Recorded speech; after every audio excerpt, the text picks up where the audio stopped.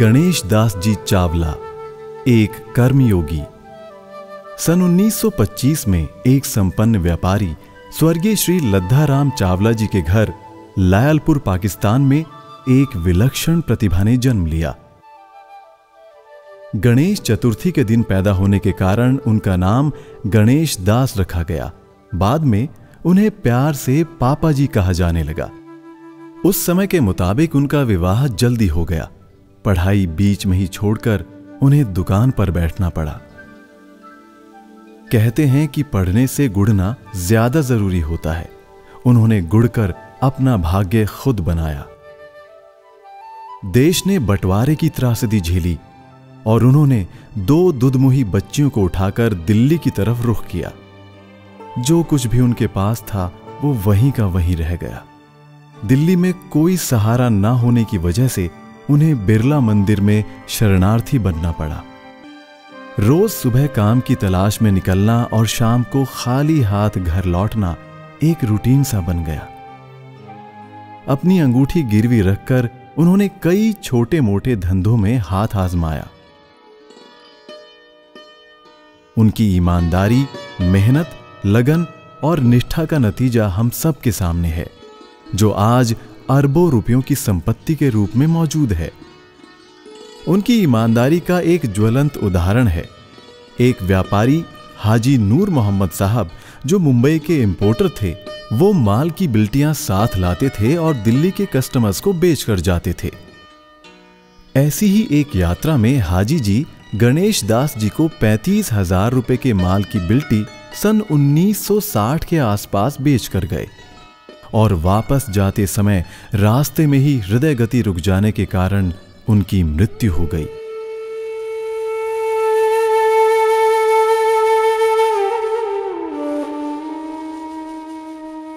माल खरीदने का कोई सबूत या गवाह नहीं था। ऐसे में हाजी जी के परिवार की तरफ से कोई तकाजा न आने के कारण गणेश दास जी काफी परेशान हो गए। वो तुरंत मुंबई गए और उनकी बेगम को कुल रकम थमा दी।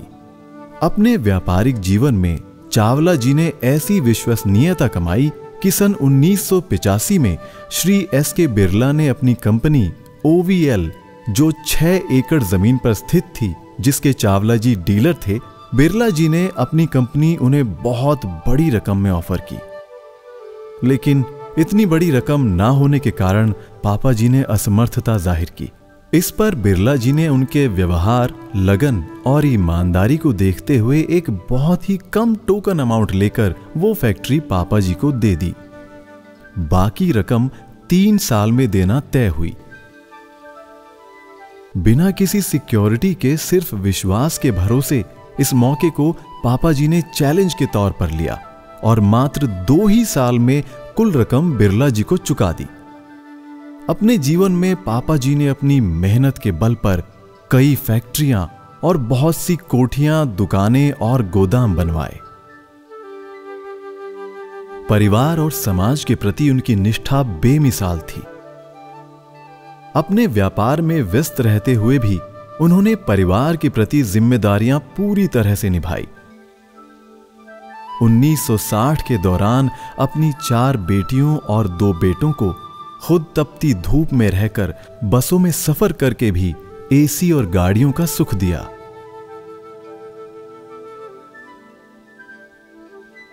चावला जी ने अपने बच्चों का विवाह बड़ी धूमधाम से किया।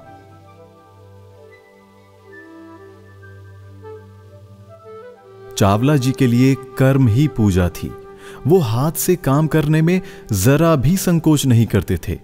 यहां तक कि इस पोजीशन में पहुंचकर भी मेहमान या ग्राहक को हेल्पर के ना होने की सूरत में खुद उठकर पानी पिलाना हम सब की आंखों के सामने आ जाता है। उनकी न केवल अपने परिवार के प्रति बल्कि अपने समाज और देश के प्रति निष्ठा आदरणीय है। देश की हर मांग पर काम करने में वे हमेशा अग्रणी रहे, चाहे वो 1962 का चीन युद्ध हो या कोई राष्ट्रीय आपदा। उन्होंने हर मौके पर सामर्थ्य से बढ़कर योगदान दिया।